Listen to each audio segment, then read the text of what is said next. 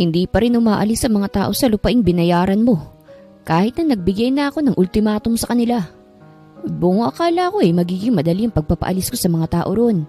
Pero nagkamali ako Pasensya ka na talaga, Mr. Aragon. Otomatikong nagsalubong ang makakapal na kilay ni Lance. Nagpapanting din ang tenga niya sa narinig. Abala siya sa mga importanteng dokumento nang lumapit sa kanya ang problemadong si Chavez.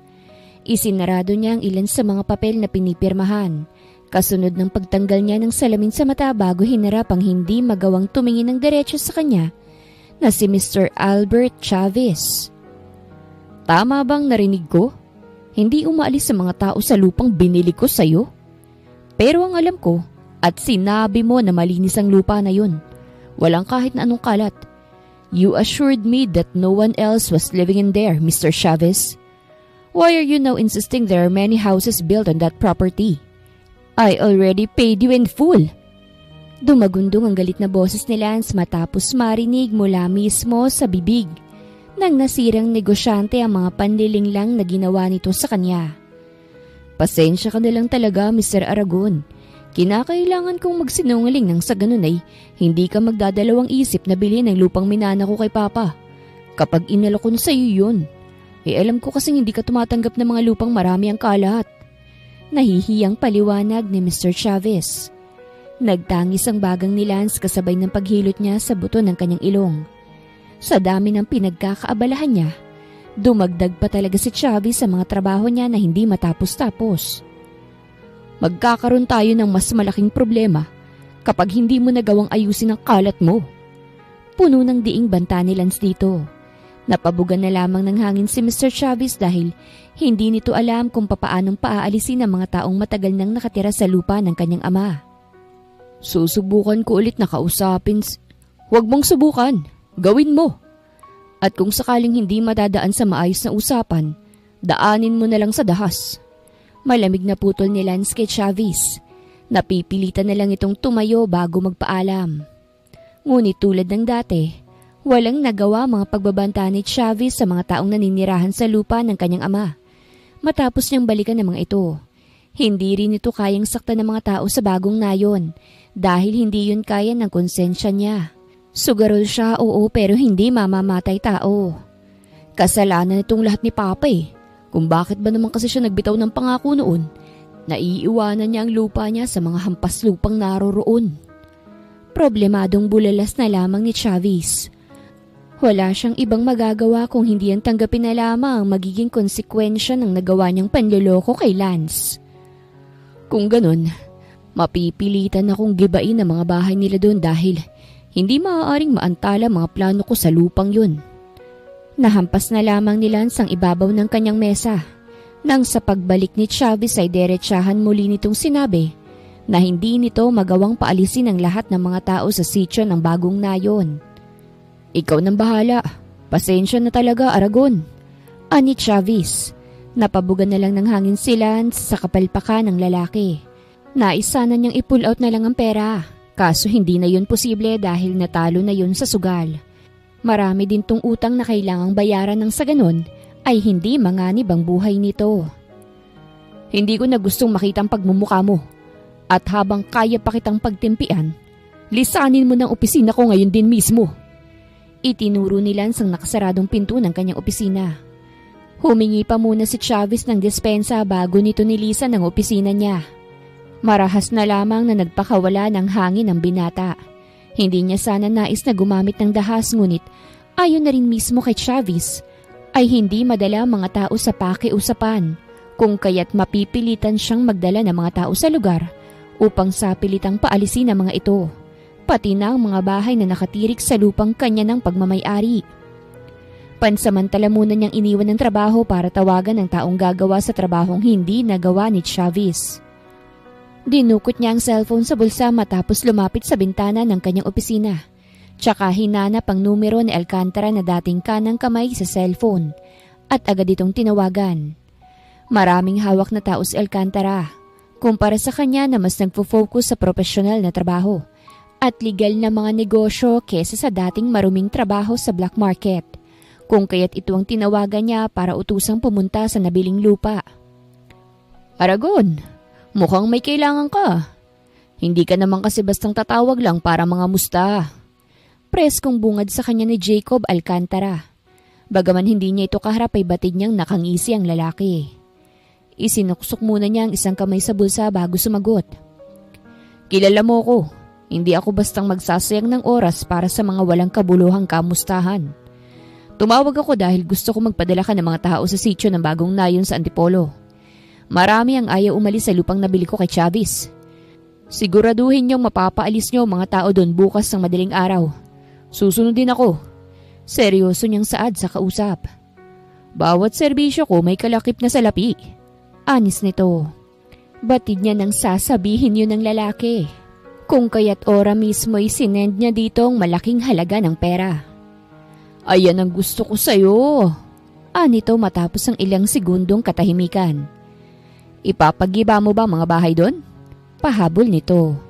Napatingin naman siya sa malayo. Kung kinakailangan at kung may manlalaban, gamitan niyo na agad ng dahas. Walang pagdadalawang isip na sagot niya. O sige, seryoso ang tono ni Alcantara nang sumagot. At nang tuluyang matapos ang usapan ay binilikan niya ng naantalang trabaho. Hindi niya ugaling ipagpabukas sa mga nakalinyang gawain, kaya't tinapos niya agad ang lahat ng nasa ibabaw ng kanyang mesa. Pati na ang pakikipag-usap sa mga investor ng kanyang kumpanya bago tuluyang umuwi. Sir, gusto niyo po ba ng kape? Matamis ang ngiting nakaukit sa labi ng kanyang bagong katulong matapos siya nitong pagbuksan ng pinto. Pero imbis na sumagot ay nilagpasan niya lang ito nang hindi man lang nag-aabalang magsabi ng ayaw at gusto. Tangulang din ang ibinigay niyang tugon sa ilan pang katulong na bumabati sa kanya habang tinatahak ang daan patungo sa sariling silid. Kinabukasan ay napabalikwas ng bangon ng 25 anyos na si Fatima na mahimbing pa sanang natutulog. Kung hindi lang sana inistorbo ng kapitbahay na panay nga ang tawag sa pangalan niya. Fatima! Diyos ko Fatima, nasan ka na ba? May nangyayari na sa lugar natin. Nagkakagulo ng mga tao. Aligagang pumasok ang ginang sa hindi kalakihang bahay kung saan nanunuluyan ang maglolang sila Fatima at Josepina. Nasa kwarto ho ako, aling baby.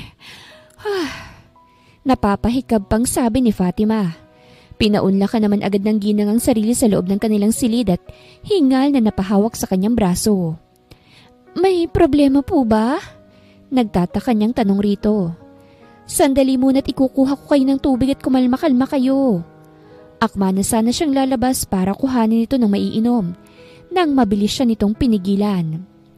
Hindi ako nauuhaw, pero nangangamba ako sa mga maaaring mangyari sa ating lahat na naninirahan dito sa bagong nayon. Anito, nangunot naman ang noo ng dalaga dahil hindi niya maintindihan kung saan nanggagaling ang matinding takot at pangangamba ng ginang. Bakit ho? Ano ho bang nangyari? Kuryosong usisa niya rito. Nag-ipon naman muna ng hangin si Aling Baby bago nito isalaysay ang lahat ng nangyayari sa kanilang lugar. Napakaraming backhoe at naglalakihang truck sa labasan.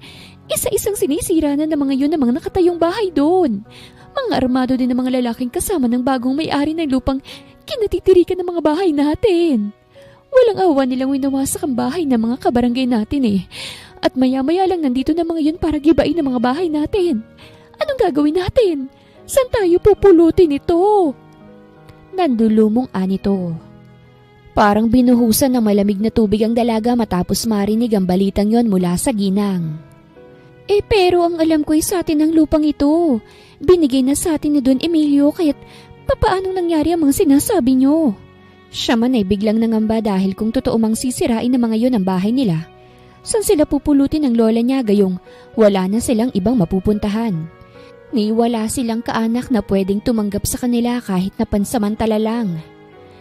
Iyon nga ang alam ng lahat ngunit dahil wala naman tayong pinangahawakang papel o kahit nakasulatan man lang sa lupang tuway, mas may karapatan pa rin ang anak ni Don Emilio na si Albert Chavez sa nais niyang gawin sa lupa ng namayapa niyang ama.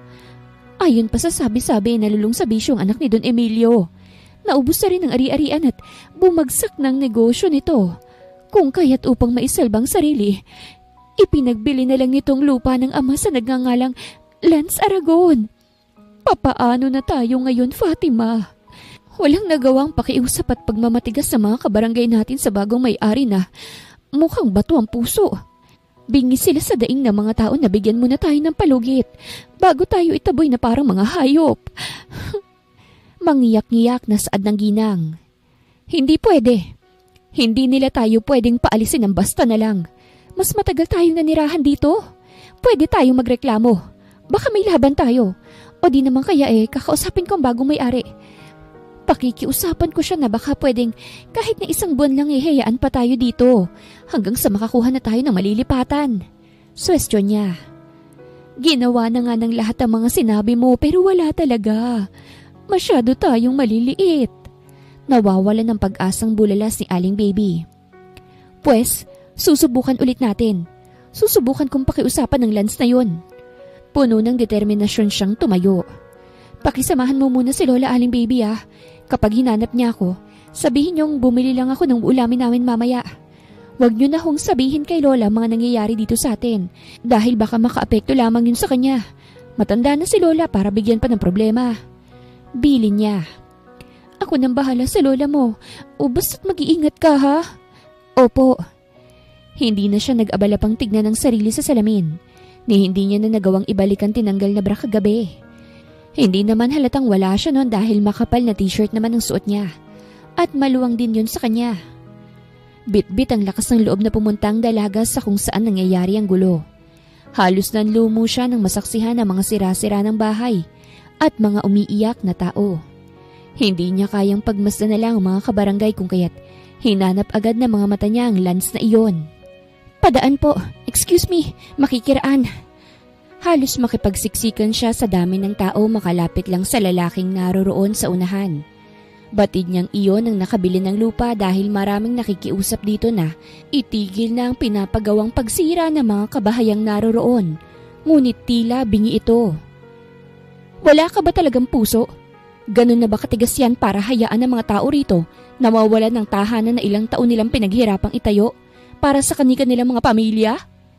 Malakas na sigaw ni Fatima sa lalaking ilang di pa lang ang layo sa kanya upang kunin ang atensyon nito na matagumpay naman niyang nagawa. Blanco namang naibaling ni Lance ang tingin sa babaeng sumisigaw. Siya pa ngayon ang walang puso samantalang kinukuha niya lang naman ang lupang nabili. Otomatikong umukit ang nakakainsultong ngiti sa labi niya nang magtagpo ang mga mata nila ng dalaga. Humakbang din siyang palapit dito at puno ng lamig na minatay to mula ulo hanggang paa. Yan ang mahirap sa inyo eh. Ginagawa nyo kaming masama dahil lang sa binabawi namin ang dapat na sa amin. Nailipat na sa pangalan ko ang titulo ng lupa. At lahat ng gusto kong gawin sa lupang to, pwede kong gawin dahil akin na ito. Sa akin at hindi sa inyo. Isa pa, kinausap na kayo ni Chavez, hindi ba? Mahinahon niya kayong pinapaalis pero hindi kayo sumunod. Tapos ngayong ginagamitan na kayo ng puwersa, naging masama pa ako? Kalmado lang na saad ni Lance. Pero walang mapupuntahan ng ibang mga tao dito sa amin. Saan kami pupulutin kapag binawian mo kami ng lupa? Hindi ko na problema yun. Matigas sa sambit ni Lance tsaka tinalikuran ng dalaga. Ngunit maglalakad pa lang sana siya palayo nang pigilan siya nito sa braso.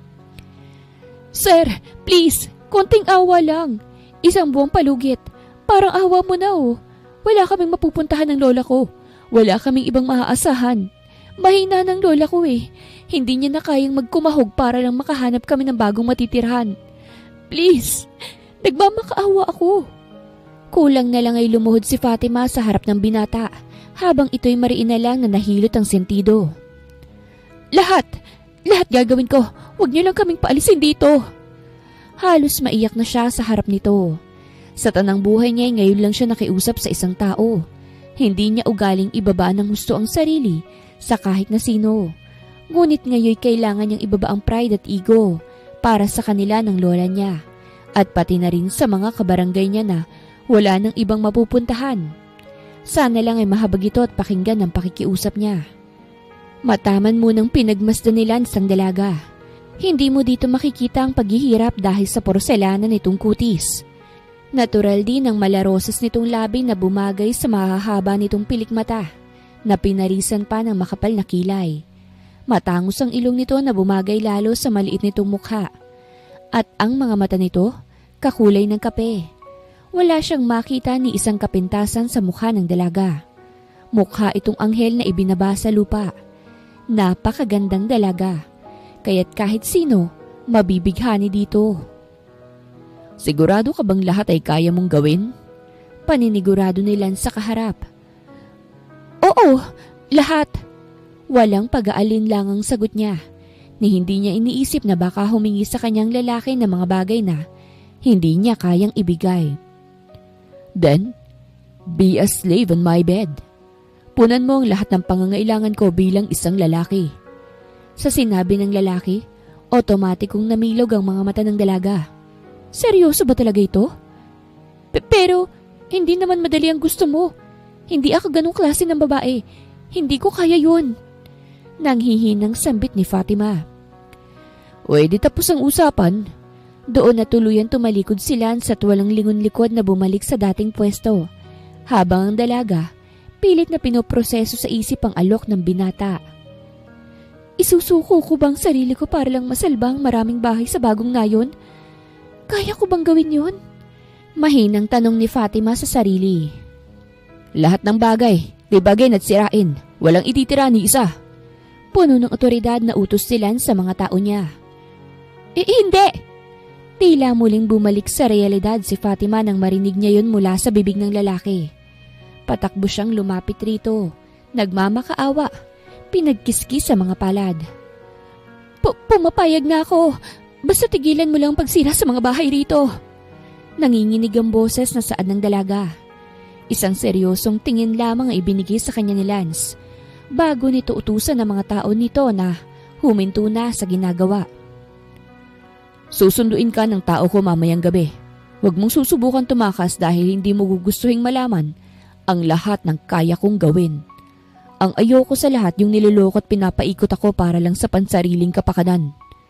Malamig na saad ng binata. Diretso ang tingin sa mapupungay na mga mata ng dalaga. Mangiyak-ngiyak namang tumango si Fatima. Wala na siyang magagawa. Iyon na lang ang tanging paraan. Wala na itong atrasan. Huwag mo na lang sanang lalagyan ng sanggol ang sinapupunan ko. Hindi ko gustong dalhin ng 9 na buwan ang anak mo. Mahinang pakikiusap niya na sakto na lang para marinig ng binata. It's not for you to decide, young lady. Malamig at seryosong tura ng binata bago siya nito iwan. Pumasok na ito sa loob ng itim nitong sasakyan. Isa-isa na ring nagsipagsunod ang mga tao nito. Lahat ng taong naroroon, biglang nabunutan ng tinik sa dibdib matapos ang nangyari. Salamat naman at nakinig siya sa mga pakikiusap natin. Rinig ni Fatima ang sinabing yon ng nagiginhawahang babae sa hindi kalayuan. Malungkot na lamang siyang napangiti. Kung alam lamang ng mga ito na katawan niyang naging kapalit, kung bakit nasalbang napakarami pang bahay ay baka hindi ito maglakas ng loob na sabihin yon. Bit-bit ang mga sinabi ng binata na nilisan ng dalagang lugar. Wala sa sarili siyang bumalik sa bahay nila.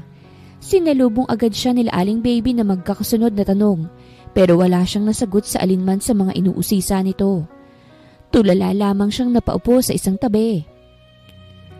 Diyos ko, kang bata ka! Ano bang nangyayari? Parang lantang gulay ka na. May nangyari ba sa'yo pagpunta mo ron? Ano sabihin mo?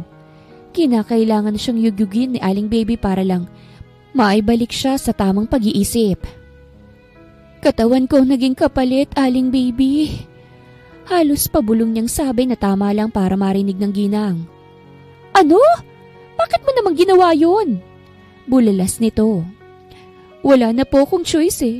Sinabi ko sa kanya na lahat ay gagawin ko pa at resin niya lang ang mga tao niya. At hayaan tayong mamuhay ng tahimik. Kahit na pansamantala lang hanggat wala pa tayong nahanap na pwedeng lipatan. Malungkot niyang kwento. Kaya't pumayag ka sa alok niya?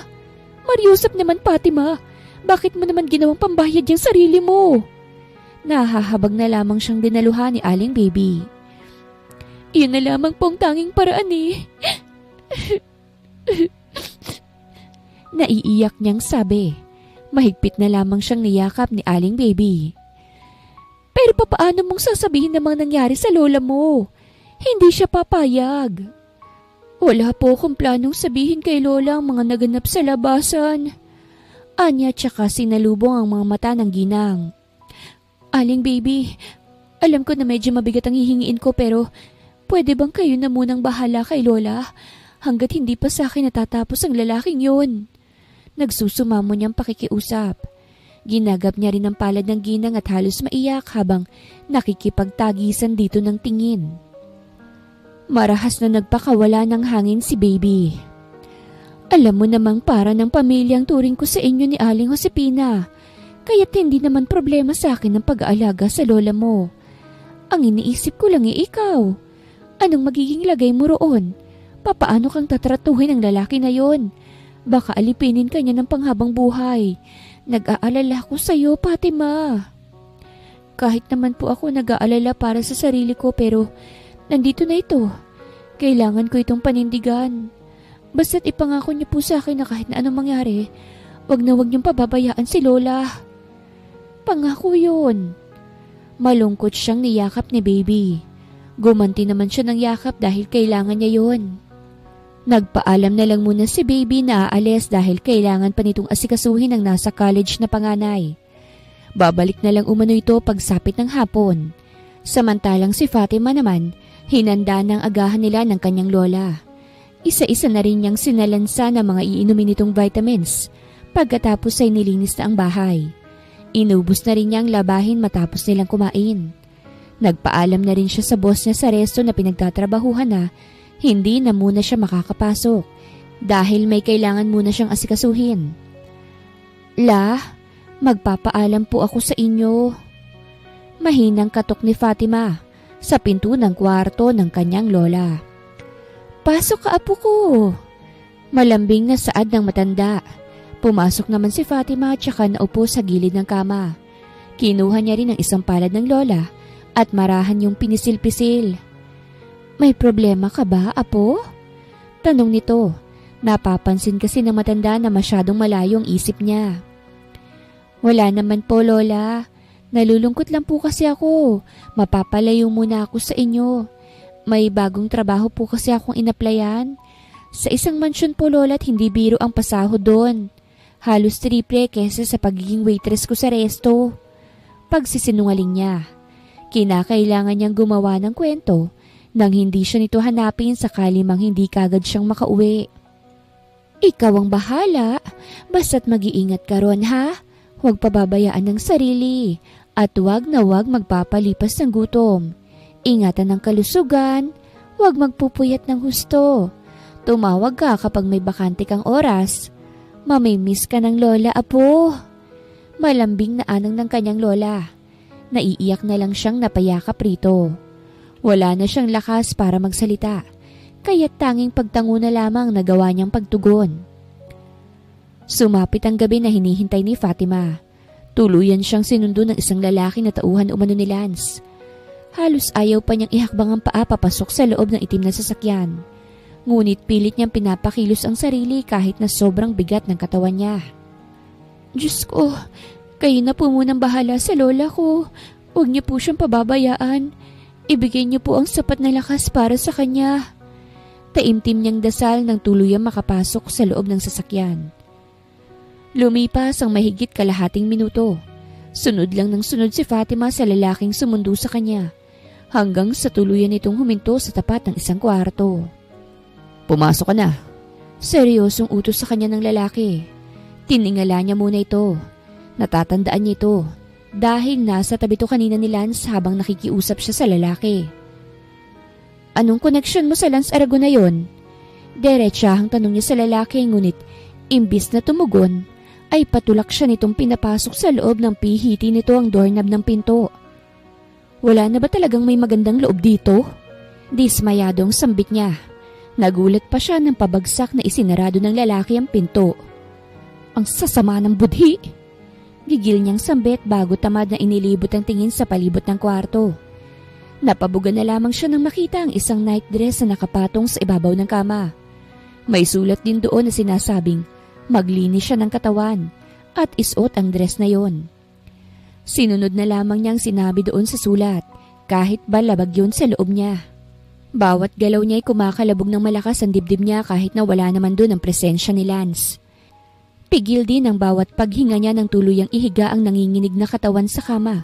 Suot ang manipis na telang bumabalot sa masisela niyang parte. Ni hindi niya napinansin ang pagkaing naroroon sa gilid ng lamesa. Wala siyang ganang kumain. Hindi rin naman niya mararamdaman ng gutom. Sana wag na lang siyang dumating. Usal niya sa isipan. Mahigit 1 oras na siyang naroroon. Nakahiga lamang at naghihintay ngunit walang Lance ang nagpakita. Ni hindi na namalayan ng dalaga na mahimbing na pala siyang natutulog sa malawak at malambot na kama. Samantalang si Lance, walang imik na pumasok sa sariling silid. Kauuwi niya lang galing sa kumpanyang pinamamahalaan. Marahas na hangin ang kanyang pinakawalan nang bumungad sa kanyang natutulog na dalaga. Marahan siya ditong lumapit kasunod ng pag-upo niya sa gilid ng kama. Tila may sariling pag-iisip ang kamay niya na humagod sa malambot na pisngi ng dalaga na nagsanhi ng pagkamulat nito. Gulat ang naging reaksyon matapos siyang masilayan ng ganon kalapit. Kanina ka pa ba? Ramdam niya ang takot sa boses ng dalaga. Naghintay ka ba ng matagal? Seryoso niyang tanong rito. Hindi naman. Iwas sa mga matang sagot nito na tila ba napapaso kapag tumitingin sa mga mata niya. Muli siyang nagpakawala ng hangin bago tumayo. Kumain ka na muna, maliligo lang ako. Puno ng otoridad niyang utos dito nang mapansing hindi pa nababawasan ng pagkaing ipinahanda niya para dito. Ngunit hindi pa naman nagugutom si Fatima, kung kaya't hindi na niya inabala ang sarili na kumain. Bumangon na lamang siya't naupo sa gitna ng kama na agad din niyang pinagsisihan. Dahil ang lalaki hindi man lang nahiyang magtanggal ng saplot sa harap niya pa mismo. Pakiramdam niya tuloy ay napunta ang lahat ng dugo niya sa mukha. Maliligo lang ako. Ani Lance ngunit ni isang tugon ay wala siyang nakuha sa dalaga. Basta na lang nitong ibinagsak ang sarili sa kama, kasunod ng pagtakip ng kamay nito sa mukha. Cute. Nasabi na lang ni Lance sa isip bago humakbang patungong banyo. Habang ang dalaga, halos mabingi na sa lakas ng pagkalabog ng kanyang puso. Lokong yun, hindi man lang nahiya. Mangiyak-ngiyak niyang reklamo. Parang gusto niya na lang tumakbo palabas at hayaan na lang na maging homeless silang mga taga-bagong nayon. Ang kaso hindi naman yun kaya ng konsensya niya. Kung kaya't kahit na halos magtuyuan ang balahibo niya sa katawan, ay mas pinili niyang manatili at maghintay sa gagawing pananalaki ng lalaki sa pobre niyang katawan ngayong gabi. Hindi mo pa rin ginagalaw ang pagkain pinahanda ko para sa'yo? Ani Lance nang makalabas ng banyo na nagpaigtad sa kanina pang nakikiramdam na si Fatima. Hindi mo ba planong galawin man lang ang kahit na isa sa mga nandito? Malamig ang tono ng boses na tanong niya sa dalagang wala yatang plano na humarap muli sa kanya. Hindi naman kasi ako nagugutom. Nauutal na giit ng dalaga. Hindi na lamang umimik si Lance. Hinayaan niya na lang to sa kung anong nais nito at tuluyan ng sumampa sa ibabaw ng kanyang kama. Look at me. Utos niya sa dalaga. Humarap naman to kaya tuluyan niyang nasilayan ang hubog ng katawan nitong kitang-kita dahil sa nipis ng telang tumatakip sa kasalanan nito. Pwede mo bang patayin ng ilaw? Please? Nangungulap ang mga matang pakiusap nito sa kanya ngunit wala siyang planong paunlakan ng kahit na isa man lang sa mga hiling nito. Dahil para sa kanya, siya lang may karapatang magdemand dahil ito ang may kailangan. Hindi kita pinilit na gawin to. Kusa kang lumapit at halos maglumuhod na sa harap ko. Kaya't huwag mong ipakita sa akin na para bang napipilitan kang gawin to. Malamig niyang sabi. Pasensya na. Nanginginig ang boses nitong sabi. Maupo ka. Mahinahong utos nito. Sumunod naman to ngunit ang mga matay nananatiling nakatingin sa malayo. Tingnan mo ko. Utos niya pa sa dalaga na alanganin nitong sinusunod. Hanggang sa tuluyan niya nang pinagdaop ang kanilang mga labi. Para itong maamong tupa, ni hindi umiwas, hindi umawat sa bawat haplos niya. Ngunit sa bawat hagod ng labi niya ay wala siyang nakukuhang tugon. Tila bago lamang dito ang lahat. Gayon pa man ay wala na siyang planong huminto. Unti-unti niya nang tinanggal ang manipis na tela na tumatakip sa katawan nito. At doon, ay tuluyang tumambad ang perpekto nitong hulma na mas nagbigay init sa katawan niya. Para siyang apoy na nagbabaga. Di naman ng mga palad niyang mayayaman itong dibdib. Umiktad ang dalaga ngunit hindi naman umangal, ni hindi nagtangkang pigilan siya. Pero kahit na hindi ito nagrereklamo ay nagkukumahog naman ang puso nitong malakas na pumipintig. Marahan niya itong pinahiga. Titig na titig sa mga mata nitong kakulay ng kape habang dahan-dahan sa pagtanggal sa suot na roba. Sa tuluyang pagkawala ng makapal na telang tumatakip sa maskulado niyang katawan, ay otomatikong namula ang buong mukha nito na umabot pa sa leeg nito. Akma na sana nitong tatakpan ng mga mata nang dumako sa parting yon ng katawan niya kung saan nakakabit ang halimaw na wawasak dito ngayong gabi nang mabilis niya itong pinigilan. Hindi mo kailangang mahiya dahil palagi mo na itong makikita sa tuwing kailangan kita. Bulong niya rito bago muling sinakop ang malambot at matatamis nitong labi. Kapwang nagbabaga ang kanilang mga katawan. Bagaman bago lamang ang lahat kay Fatima, darang na darang siya sa kakaibang sensasyong ipinararamdam sa kanya ng lalaki. Sino ba naman kasing hindi dito madadala kung bawat hagod nito ay para siyang dinadala sa ibang dimensyon kung saan silang dalawa lamang ang naroroon. Nakakaliyong bawat hagod ng labi at dila nito sa buo niyang katawan. Tila isang gutom na sanggol kung uminom sa mayayaman niyang dibdib at salitan pa nito yung ginagawa. Nakakahibang. Para siyang mawawala sa sarili lalo na nang dumako na ang labi nito sa parting yon kung saan madulas-dulas. Wala siyang ibang magawa kung hindi ang magpabaling-baling ng ulo habang ang mga kamay ay napapahigpit sa paghawak sa basa nitong buhok. Lance, tama na. Naiihina ako. Impit ang boses na pigil niya rito ngunit ang hudyo mas lalo pang idinin ng sarili sa kanya. Kaya't ang katas niya tuluyan ng sumabog sa bibig nito mismo. Sweet. Nakangiti nitong sabi matapos simutin ang inilabas niya. Oh shoot! You're a virgin? Naibulalas na lamang nito matapos biglaing ipasok ang matigas nitong parte. Pakiramdam niya ay para siyang papel na bigla na lang hinati sa dalawa. Napakasakit, napakahapde. Tumulo ang luha sa mga mata niya na nagpaalarma sa lalaki. I'm sorry. Sinsero nitong paghingi ng paumanhin ngunit wala naman na sa planong huminto dahil nanatili pa rin to sa loob niya at tila wala ng planong umalis hanggang sa dahan-dahan nitong pinagalaw ang balakang. Marami na siyang naangking babae, ngunit tanging ang dalaga lamang nakapagparamdam sa kanya ng kakaibang init sa katawan. Darang na darang siya sa alindog at natural nitong halimuyak. Para siyang bubuyog na hibang sa isang klase ng bulaklak. Dumagan siya dito upang masakop muli ng kanyang labi ang labi nitong kinahibangan niya na agad. Lahat ng enerhiya niya ay literal na inubos niya sa babae. Ni hindi siya tumigil hanggat hindi niya rito nauubos ang katas. Nakatulugan na siya nito't lahat pero sige pa rin siya sa pag-araro. Kung hindi pa tumunog ang telepono ay hindi niya pa ito titigilan. Pero bago umalis sa ibabaw ng kama, ay kinumutan muna niya ang mahimbing na natutulog na dalaga at marahang pinataka ng magaang nahalik sa noo.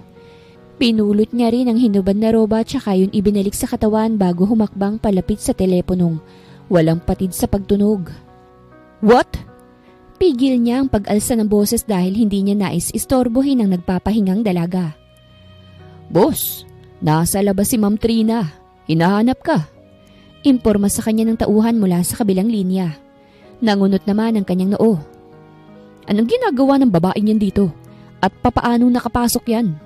Iritadong tanong niya. Dati niyang nobya ang babae. Matagal din sila nitong nagsama. Almost 5 years. Handa niya na sana itong alayan ng singsing nang malaman niyang kinakalantari pala nito ang isa sa mga investors niya sa kumpanya. Buong akala niya ay naibigay niya ng lahat. Karangyaan, kaligayahan sa buhay, pati na sa ibabaw ng kama ngunit hindi pa rin naging sapat sa babae. Kaya't mas pinili niyang kalimutan na lamang ito at mas mag-focus na lang sa pinamamahalaang kumpanya. Matapos ang pagkabigong yun ay hindi na siya muli pang pumasok sa isang relasyon. Hanggang pakikipaglaro ng apoy na lamang ang naging koneksyon niya sa mga babae.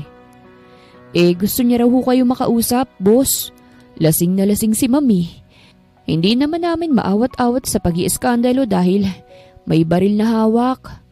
Anito, nahilot na lang niyang sentido. Mukhang ang baril na gamit nito ay ang bigay niya pa noong nagsasama pa sila. Lisensyado yon kaya't walang magiging problema. Puwera na lang kung sa mali nito yun gagamitin. Hintayin niyo akong lumabas. Matigas niyang sabi tsaka ibinaba ang telepono. Kumuha naman muna siya ng boxer shorts sa cabinet at agad yung sinuot pagkatapos ay lumabas na ng hindi man lang nag-aabalang suklayin ang buhok. Anong ginagawa mo rito? Malamig niyang tanong sa dating nobya. Wala siyang ibang nararamdaman dito kung hindi pandidiri dahil sa matanda siya nito ipinagpalit. Walang-wala kung ikukumpara sa kanya. Kaya't hindi niya maintindihan kung papaano siya nitong nagawang lokohin para lang sa isang gurang na amoy lupa na. Oh babe, I missed you so much. Akma sana itong yayakap ng pigilan niya. Halos pigain niyang magkabila nitong braso. Babe, nasaktan ako. Maarte nitong daing. Sinong nagsabi sa'yo na pwede ka pang pumunta rito? At saan ka kumukuha ng kakapalan ng mukha para magpakita pa sa akin? Kigil niyang tanong. Patulak niya pa itong binitawan. Babe, alam ko namang nagkamali ako. Nagsisisi na ako. Please ayusin natin ang dating sa atin. I want you back. Hindi ko pala talaga kaya nang wala ka.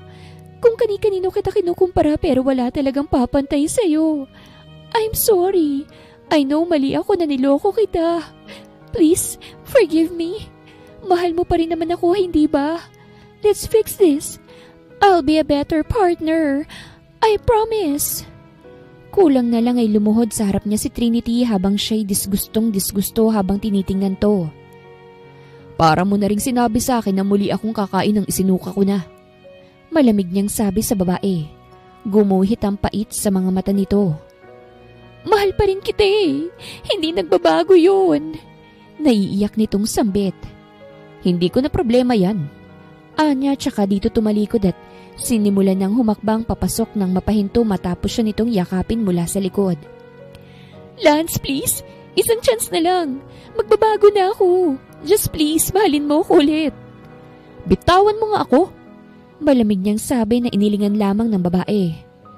No, hanggat hindi mo ako pinapatawad, hindi ako aalis. Dito lang ako. Pagmamatigas nito. Huwag mo nang hintayin na utusan ko ang mga tao kung kalad ka rin ka palabas ng village.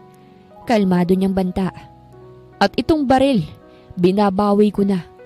Hindi na siya nahirapang kunin ang baril sa kamay nito dahil nakapulupot ang kamay nito sa bewang niya.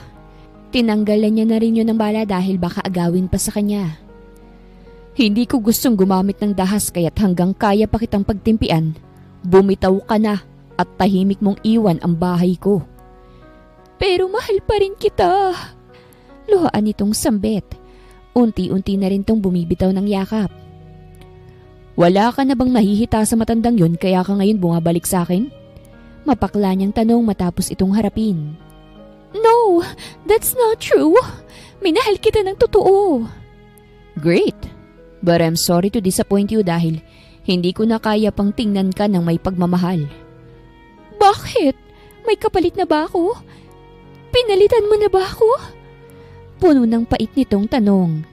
Napangisi naman siya. Ang tingin kasi nito sa sarili hindi madaling palitan. Hindi porket wala kang naririnig na balita mula sa akin ng pagkakaroon ng bago, ay hindi na kita nagawang kalimutan. Maling-mali ka sa pag-aakala ng ganon, Trinity. So meron na nga? Who is she? Mas maganda ba siya? Mas sexy? May career ba siya? May sariling negosyo na pwedeng ipagmalaki? Tell me! Hysterical nitong mando sa kanya. Nandyan ba siya sa loob ng mansyon mo, ha? Galit nitong tanong ngunit ni isa sa mga tanong nito ay wala siyang planong tugunan. Ngunit ang pananahimik niya ay siyang sagot sa mga tanong sa kanya ng babae. Kung kaya't halos maiyak sa galit si Trinity. Hindi nito matanggap na mayroong natatanging babae na hihigit pa sa isang tulad niya na marami ang naghahabol. No! Hindi mo ako pwedeng palitan. Ako lang ang dapat na itira mo dyan dahil akong kasama mo nung itinatayo mo pa lang yan. We build that mansion together. Halos magwala ito sa galit habang siya'y mapakla lamang ditong tumawa. Dahil wala naman ito noong pinapatayo niyang sariling mansyon. Dahil naroroon to sa ibang bansa. Nagpapakasasa sa perang ibinigay niya. Palibhasa'y bulag pa siya noon sa pag-ibig para dito. kaya't lahat ng luho at hinihiling nito'y ibinibigay niya. Pero wala na talaga siyang kaamor-amor sa babae. Kaya't walang rason para magsayang pa siya lalo ng oras dito. Pagod ang katawan niya at gusto niya na magpahinga kung kaya't sinenyasan niya ng tauhan na paalisin ang babae na agad naman itong sinunod. You can't do this to me, Lance! Hindi mo ako pwedeng tratuhin na parang wala tayong pinagsamahan. Sa akin ka lang! Akin! Walang ibang pwedeng makinabang sa'yo kung hindi ako. Ako lang at hindi yung kung sino lang na babae na pinulot mo lang kung saan. Nahihibang na sigaw nito. Naiiling na lamang ang binata na pumasok dala ang isiping, papaano ba niya nagawang magmahal ng babaeng may ganong pag-uugali? Nakakapangsisi. Muli niyang binalikan ng dalaga. Tila nilipad ng hangin ng stress na dulot sa kanya ng dating nobya.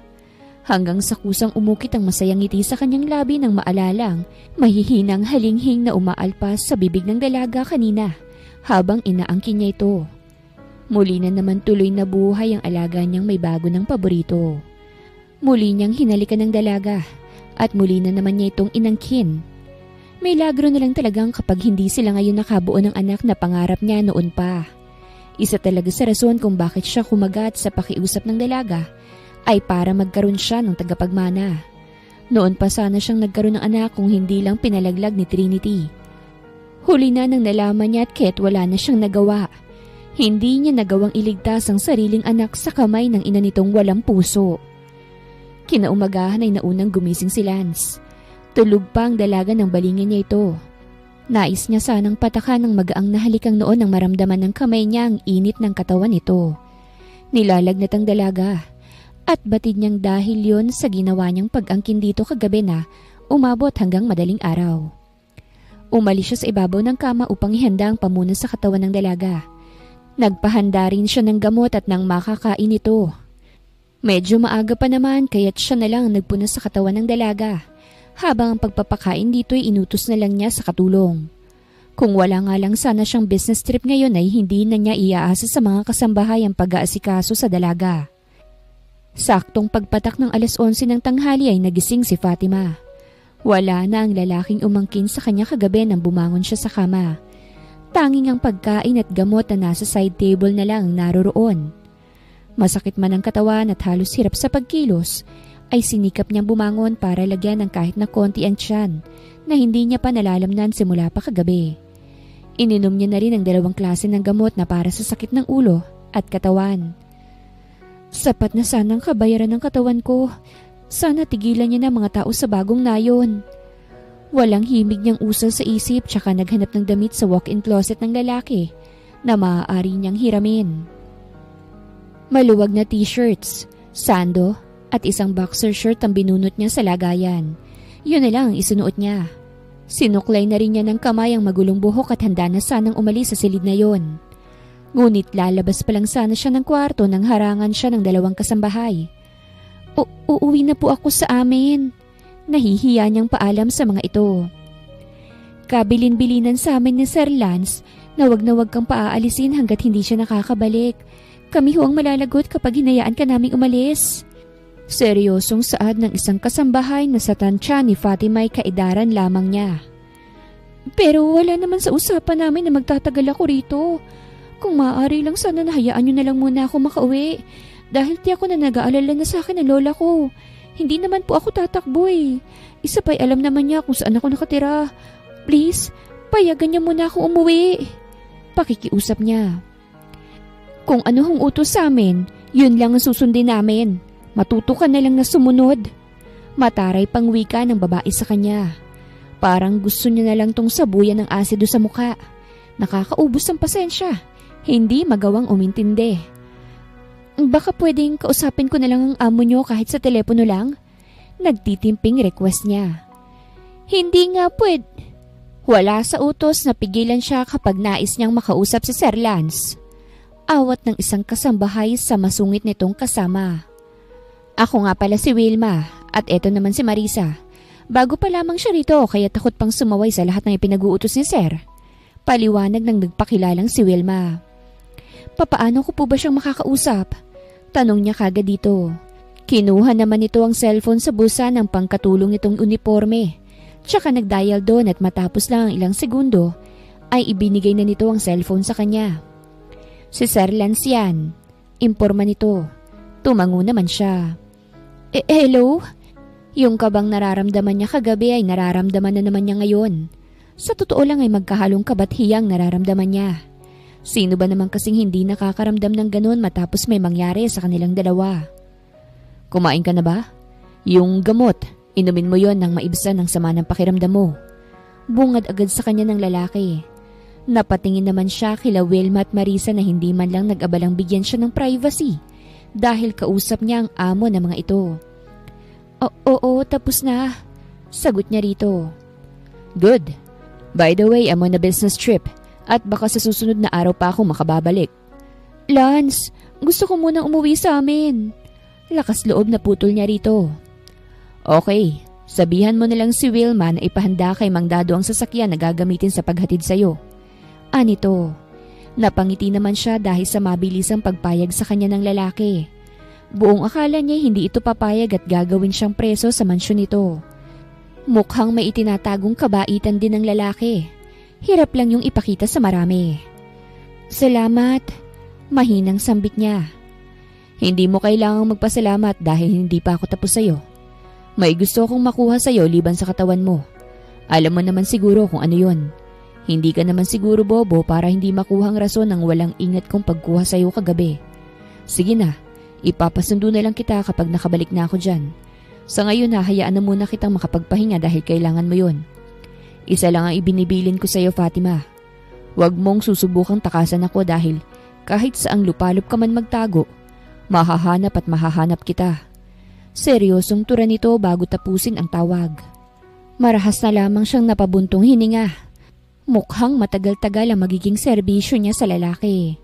Hindi niya alam kung kaya ba niyang ibigay dito ng buo ang magiging bunga ng ginagawa nila once na may mabuo. Sana kung mangyayari man yun, ay hindi nito ipagdamot ang bata dahil sa kanilang dalawa, higit siyang may karapatan kesa dito. Salamat, Wilma. Tipid ang ngiti niyang ibinalik ang cellphone nito. Ngumiti naman to habang ang katabi ay panay ang irap sa kanya. Hindi niya tuloy maiwasang taasan to ng kilay. Masyado kasing ma-attitude kahit wala naman siyang ginagawa rito. Nanguna pa ito sa pag-alis na para namang kawalan sa kanya ang pag-iwan nito sa kanila. Pinaglihi ba sa ampalayang isang yun? Tanong niya habang sinusundan ng tingin ng papalayong si Marisa. Hayaan mo na lang. May malaking gusto kasi si Marisa kay Sir Lance. Kaya't gano'n na lang ang inis niya sa'yo. Inggit din yon dahil lamang ka ng 10 paligo sa kanya. Libagin ang itsura, hindi ba? Tapos trying hard pa ako magpapansin. Kaso parang hangin lang siya kay Sir. Wala naman kasing maipagmamalaki pagdating sa mukha. Kaya't paano namang mapapansin, hindi ba? Tapos ang sama pa ng ugali. Sana man lang bumawi sa ugali kasi hindi nakagandahan ang muka. O ang kaso wala Wala talagang maganda sa isang yon. Kaya nga hirap kaming pakisamahan kahit pa sabihing masipag naman sa trabaho. Ay, ano ba yan? Ang daldal ko na naman. Halika na nga sa baba at nang masabihan na natin si Mang Dado na ihatid ka sa inyo. Saad nitong tinanguan na lamang niya. Pinangunahan na rin ito ang paglalakad habang siya'y tahimik lang na sumusunod. Huwag ka na sanang babalik. Hindi ka naman talaga welcome dito. Parinig ni Marisa matapos ni Wilmang sabihin kay Mang Dado na ihatid na si Fatima sa kanila. Kunwari namang tumingin-tingin sa paligid si Fatima na parang hinahanap kung sinong kausap nito. Hindi naman sa akin nasabi ni Wilma na medyo may sayad ka pala. Biruin mo ba namang sabihan mo ng ganyan ng sarili mo? Nangaasar niyang ani rito. Sa'yo ko sinasabi yun. Po ba? Pikon siya nitong hinarap. Nanlilisik din agad ang mga mata nito at mariing na kuyom ang kamao. Handa na rin sana siya nitong sugurin ng mabilis na umawat si Wilma. Marisa, ano ka ba? Wala namang ginagawa sa iyo yung tao pero pinag-iinitan mo. Baka lang nakakalimot ka. Natadtad ng CCTV ang mansyong ito. Masisipa kang palabas ng bahay kapag kinanti mo ang bagong kinahihibangan ni Sir Lance.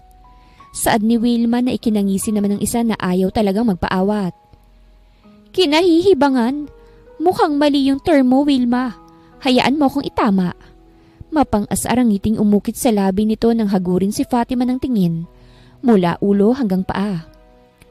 Oo nga't maganda ka. Sexy, maputit matangkad. Pero hindi nun mababago na isa ka lamang mababang uri ng babae.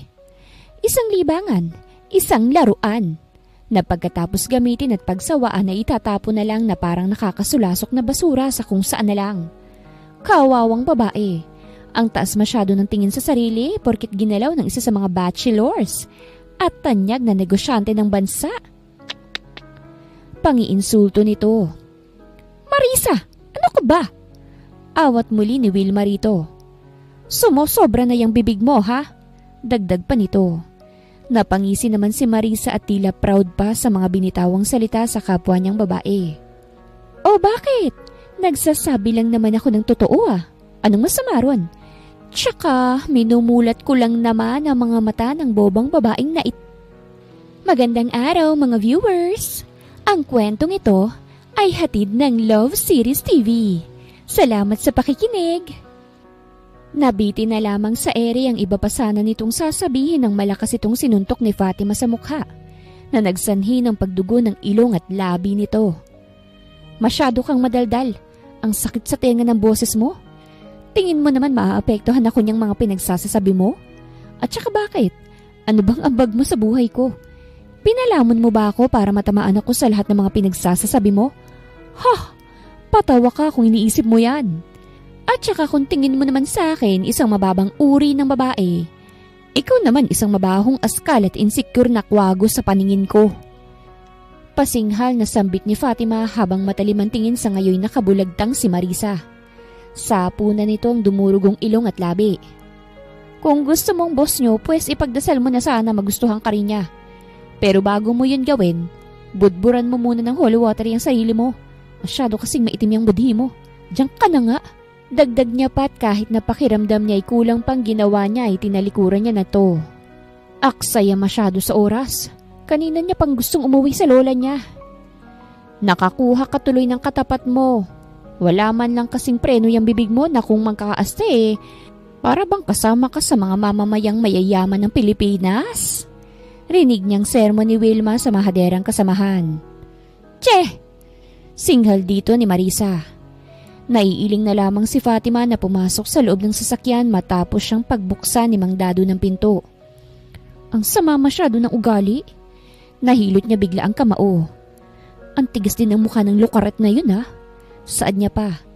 Namula kasi ang kamao niya sa pagsuntok sa mukha ni Marisa kanina. Alam naman niyang mali ang manakit pero hindi niya na talaga nagawang pigilan ng sarili. Nasagad nito ang pasensya niya.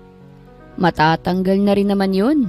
Ang mga may ganong asal kasi, hindi naman nagtatagal sa mansyon. Ani Mang Dado. Napatingin tuloy siya rito na kanina pa pala siyang pinagmamasdan mula sa harapang salamin ng sasakyan. Wala naman siyang makapangsalita kaya't ngumiti na lamang siya rito. Saan nga pala kita ihahatid? Tanong nito kapag kuwan. Sa Antipolo ho, doon mismo sa Bagong Nayon. Sagot niya. Tumango naman to hanggang sa tuluyan ng namayani ang nakabibinging katahimikan. Nakatulugan na nga niyang mahabang biyahe.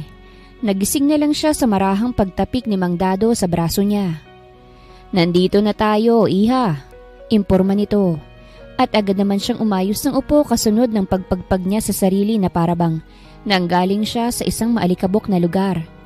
Hinagod niya rin ang buhok at marahang sinampal-sampal ang mukha. Hindi tuloy ni Mang Dado mapigilan ang mapatawa. Bakit iha? Tingin mo ba'y nananaginip ka? Ay, hindi ho.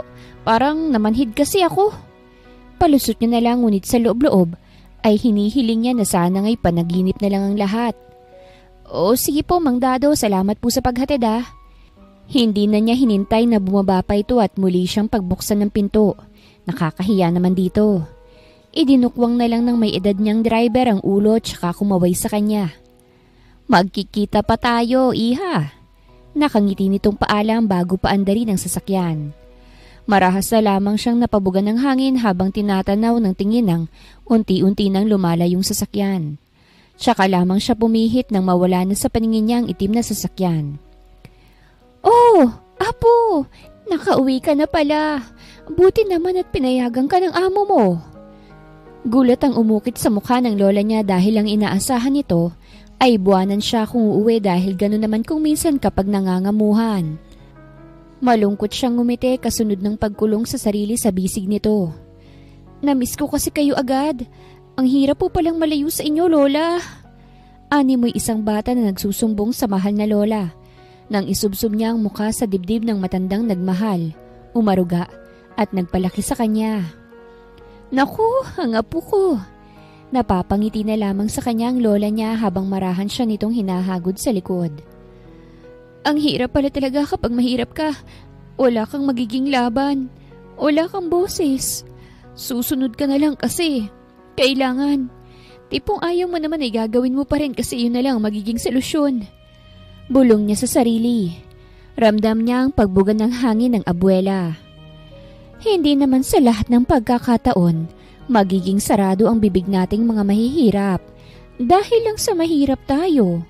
Wala namang batas na nagsasabing ganoon, apo. Anito? Umamin ka nga kay Lola? May problema ka bang hindi sinasabi sa akin? Wala naman po. Hindi ko lang po talaga minsan mapigilan ang mapaisip kung bakit ang unfair masyado ng mundo. Bibihira po kasi ang pabor sa mga mahihirap. Palagi na lang pong nasa mayayaman. Hindi naman palaging ganoon, apo. At saka bakit ba parang ang lalim naman yata ng mga naglalaro dyan sa isipan mo? Dapat ini-enjoy mo lang ang buhay habang bata ka pa. Tipid siyang tumawa dahil may punto naman ang kanyang lola. Ngunit matapos ang nangyari sa kanya, hindi na siya sigurado kung magagawa pa ba niyang ma-enjoy ang buhay. Ni hindi na nga niya namalayang ilang buwan na rin palang nakalipas mula nang mangyari ang pagkuha ni Lance sa kanyang dangal. Hindi ka pa rin natutulog, apo? Masama sa buntis ang nagpupuyat. Anang lola ni Fatima nang magising itong naroon siya sa harap ng nakabukas na bintana ng kanilang silid. Nakatayo at tila malayo ang iniisip. Pinagdadamutan ho yata ako ng antok, Lola. Sagot niya nang hindi man lang inaalis ang tingin sa madilim na kawalan. Iniisip mo pa rin bang ama ng dinadala mo? Malungkot na tanong sa kanya ng abuela. Hindi naman niya magawang sumagot dahil aminin man niya sa hindi ay hinihintay niya ang muli nilang pagkikita ni Lance. Magmula kasi nang maihatid siya ni Mang Dado noon ay hindi na ito muli pang bumalik. Ni walang anino ng lalaki kahit na anong paramdam sa nakalipas na 8 buwan. Huwag ka nang mag-isip pa ng kung ano-ano. Makakasama yan sa bata, apo. Sabi pa naman sa'yo ng OB, iwasan mong ma-stress. Dahil masamang epekto niyan sa sanggol. Halika na tumabi ka na kay Lola at nang makapagpahinga ka na rin. Malambing nitong sabi. Hindi naman siya kumontra pa. Sinarado na lang muna niyang bintana bago tumabi sa kanyang lola Josepina. Kinabukasan ay magkakasunod na katok ang siyang gumising kay Fatima. Sa lakas ng katok ay parang gusto nang sirain ng kung sino mang nasa labas ang pinto ng kwarto niya. Sandali naman! Leche, nagmamadali eh! Naiinis siyang bumangon dahil istorbo ang kung sino mang Poncio Pilato na pumutol sa mahimbing niyang tulog. Wala na ang kanyang lola sa kwarto nang ilibot niyang tingin sa paligid. Araw ngayon ng linggo. Patid niyang isinama ito ni Aling Baby para magsimba ng maaga. Sino bang... Para siyang nakakita ng multo nang sa pagbukas ng pinto, ay bumungad agad sa kanya ang bulto ng lalaking laman ng panaginip niya gabi-gabi. Lance? Halos pabulong na lang ang pagtawag niya sa pangalan nito. Hi! Matamis ang ngiting nakaukit sa kaakit-akit nitong labi matapos siyang batiin. Para siyang nananaginip ng gising. Bigla-bigla na lang din ang pagkalabog ng kanyang puso. Anong ginagawa mo rito? Masungit na tanong niya. Halos palakpakan niya pang sarili dahil hindi siya nautal. Sinusundo ka. Malambing nitong sagot. Kita ang ningning sa mga mata nito nang bumaba ang tingin sa malaki niyang tiyan. Hi baby, kukunin ko na kayo ni mommy. Mainit din itong hinaplos ang kanyang tiyan at agad na lumuhod para sana hagkan yon nang umiwas siya. Hindi ka na dapat nagpakita pa. Malamig niyang ani sa lalaki. Malungkot naman tong nagpakawala ng hangin bago tumayo. Ni hindi man lang nito inaalis ang tingin sa kanya pati na sa tiyan niya. Alam kong marami akong nagawang kasalanan. Hindi mababayaran ng kahit na ilan pang milyon ang ginawa ko sa'yo. Pero aaminin ko sa'yo na ni minsan hindi ako nagsisi. Bakit? Dahil magmula nang may mangyari sa atin, naging laman ka na nito. Itinuro ni Lance ang sentido. Pati na rin ito. Kasunod ng pagturo niya sa dibdib. Sobra akong naguluhan sa hindi pamilyar na damdamin, kung kaya't mas pinili kong umiwas. Sinubsob kong sarili ko sa trabaho. Nagpakabisi pa ako lalo sa mga negosyo ko. Pilit kitang inaalis sa isip ko pero hindi ko pala talaga kaya. Lalo pat naroroon ang bunga ng gabi ng pag-iisa natin. Hindi man ako nagpapakita pero binabantayan kita. Nakasunod ako saan ka man magpunta. Sakali mang wala ako may tao siyang gumagawa ng dapat na trabaho ko. Masigurado ko lang naligtas kayo ng anak ko. I'm sorry for what I did but I won't say sorry na inangkin at binuntis kita. Tumatanda na rin ako. Wala na nga halos ang edad ko sa kalendaryo.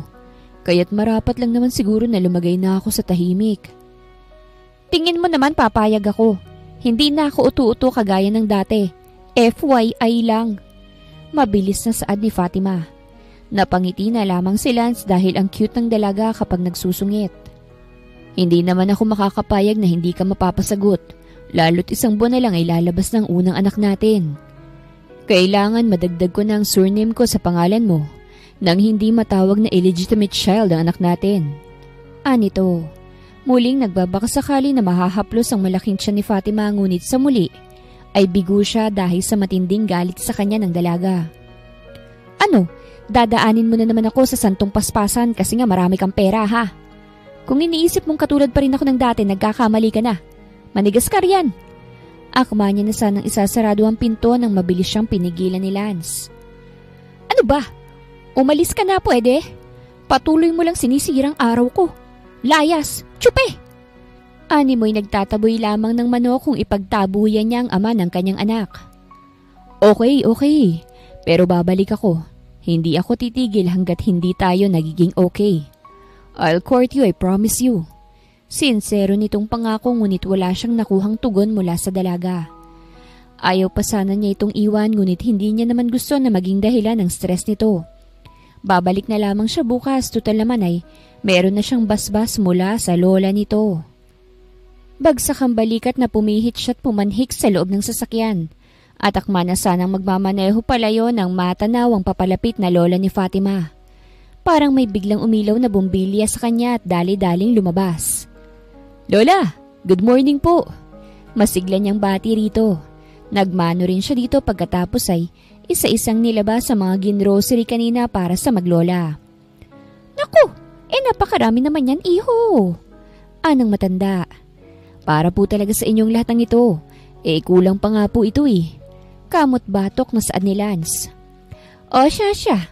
Ipasok mo na lang sa loob at wala namang ibang gagawa niyan. Tulog pa ang mga binatilyong pwede kong utusang maghakot kaso baka magalit na naman sa akin ang apo niyo, Lola. Hindi yan. Sandali at papasok muna ako. Saglit na muna siya nitong iniwan at sa pagbalik nito'y inaya na siyang pumasok. Ngingiti-ngiti mo riyan. Pagsusungit sa kanya ni Fatima habang isa-isa niyang hinahakot papasok ang mga pinamili. Ang ganda mo kasi. Ngiting ani ni Lance. Alam ko na yon, matagal na. Pairap nitong sabi at saka siya tinalikuran. Ang sungit ho ng apo niyo, Lola. Parang batang sumbong ni Lance sa matanda.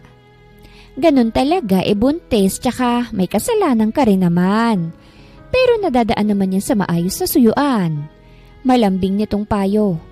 Nakaintindi naman siyang tumango dahil totoo namang may kasalanan siya. Basta, babawi po ako, Lola. Kapag naging okay na po, ipakakasalan ko po ang apo nyo. Pangako niyang ikinatango ng matanda. Tinapik siya nito sa braso at nagpaalam na maghahanda ng agahan nang magpresenta siya na siya na lamang ang gagawa.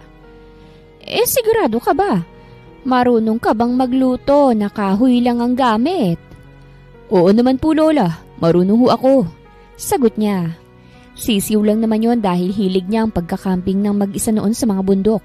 At kapag nagluluto siya, mga tuyong kahoy ang ginagamit niya. Napakayabang, nasabi na lang ni Fatima. Kanina pa siyang nakikinig mula sa loob ng kanyang kwarto. Hindi rin namang kalakihan ang bahay nila kaya't hindi makakaligtas sa mga ganong kasimpleng usapan. Mukhang desididong manliligaw mo na makuhang loob niyong mag-ina. Nangingiting saad ng kanyang lola nang pumasok ito sa kanilang kwarto. Naupo rin to sa kanyang tabi at saka siya tinapik-tapik sa braso. Hindi mo kailangang pahirapan ng sarili mo, apo. Apo kita kaya't kilala kita. At alam kong may puwang siya diyaan sa puso mo. Gabi-gabi mong tinatawag ang pangalan niya. Minsan pa nga kitang nahuhuli sa gabi na umiiyak at tinatanong kung babalik pa ba siya. Parehas nating alam na mali ang nagawa niya pero hindi mo maitatanggi na nahulog ka sa kanya nang hindi mo man lang namamalayan. Kahit naman siguro sino mahuhulog sa binatang yan. Lalo at nagtataglay ng maladyos na griyego ng kagwapuhan. Napakatikas din niyang lalaki. Kaya't hindi rin talaga kita masisisi kung bakit ganun mo nalang kadaling isinuko ang bataan sa kanya. Lola naman ako po yung apo nyo rito pero bakit parang mas pinapaboran yung lalaking yun? Hindi sa pinapaboran ko. Nagsasabi lang si Lola ng totoo. At saka ang laki na niyang tiyan mo Abay 1 buwan na lang hihintayin lalabas ang anak ninyo. Anak ko lang po. Kita nyo naman po na mag-isa ko lang dinadala ito bakit solo mo bang ginawa yung batang yan sa sinapupunan mo? Lola naman seryoso ako nagsasalita dito. Maktol niya. Seryoso din naman ako, apo. Ang gusto ko lamang namang sabihin, wag mo nang pahirapan ng hustong sarili mo. Kapwa nyo namang gustong isa't isa. Bakit pa ninyo patatagalin doon naman din kayo pupunta? Hindi pa lang po talaga siguro ako handa. Tsaka kung magiging handa man ako, gusto kong maghirap muna siya. Nasasanay sa paspasan kahit umaabuso na. Oh, Lance po, narinig mo naman ang sinabi ni Fatima, hindi ba? Opo la. Agap na sagot ni Lance. Nasapo na lamang ni Fatima ang noo dahil hindi niya napansin kanina pa pala silang pinakikinggan ng lalaki. Parang pinag-iisahan siya ng dalawa. Hanggang sa namalayan niya na lang na nagpipigil na pala siya ng tawa sa mga korneng biro ni Lance. Lahat ng gawaing bahay ay ginawa nito. Sinaunang panliligaw ang ginawa ni Lance dahil na rin sa hiling ng lola ni Fatima. Pabor naman yun sa dalaga dahil nakikita niyang nahihirapan talaga si Lance. Pero pursigido naman sa hangaring mapasagot siya kung kaya't sinagot niya na rin to makalipas ang 5 buwan. 4 na buwan na noon ang anak nilang si Fabio at Leona. Kambal na lalaki't babae ang naging bunga ng gawing pinag-isa nila ang kanilang mga katawan. Mali ang lumabas sa ultrasound. Pareho kasing lalaki ang gender doon ng kanilang anak. Love, gising, may pupuntahan tayo. Marahang niyugyug ni Lance ang balikat ng nobya para gisingin. Lance, maaga pa. Inaantok nitong sabi kasunod ng pagtalokbong ng kumot. Napangiti na lamang si Lance dahil siya ang dahilan kung bakit kinulang sa tulog ang babaeng pinakamamahal. Magdamag niya na naman kasi itong inangkin. Hindi pa nga nag-iisang taon ng kambal nila mukhang magkakaroon na agad doon ng kasunod. Hindi kasi ni Lance gustong paggamitin ng mga contraceptive ang nobya. Dahil ayon sa pag-aaral ay meron na yung epekto sa katawan. May plano naman siya na kapag nasundan ng kambal nila magpapabasaktomy na siya. Para hindi na muli pang mahirapan si Fatima sa pagbubuntis. Lalo na sa panganganak. Hindi pwede love kasi naroon na sila lola. Naandun na rin ang mga anak natin pati na sila mama at dad. Tayo na lang ang wala. Ani Lance. Inalis niya na rin ang kumot sa katawan ng nobya. Saan ba? At saka ano bang meron? Mabigat man ang talukap na mga mata ni Fatima ay pinilit niyang imulat yon. Surprise party lang. Basta, tara na.